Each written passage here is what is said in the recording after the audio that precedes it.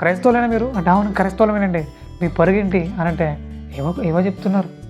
అసలు క్రైస్తవులకి ఎందుకు వచ్చారు మీరు అంటే ఏదో ఒక పరుగెట్టుకుని వచ్చామండి ఇందులోకి, ఆ పరుగు కాడముట్టించాలని. ఓహో, ఆ పరుగును కాడముట్టించడం కోసం ఈయనలోకి వచ్చారా? అంటే ఈయన కోసం పరిగెట్టడానికి రాలేదా మీరు? రాలేదు. ఆ పరుగు కంప్లీట్ అవ్వాలని ఇక్కడికి వచ్చాం. కంప్లీట్ అయిపోతే మేము మళ్ళీ అక్కడికి వెళ్ళిపోతాం. ఇలానే మాట్లాడుతున్నారు చాలామంది సేవకులు కూడా. పిలిచేవారిని ఎలా పిలుస్తున్నారంటే మీకు అప్పుల భారమా, రోగాల, ఇంకేమైనా ఇబ్బందికర పరిస్థితులు ఉన్నాయా?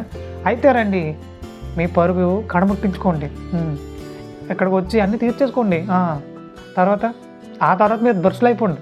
ఇదే ఆ తర్వాత మీరు ఏమైపోలే, భ్రష్టులు అయిపోండి.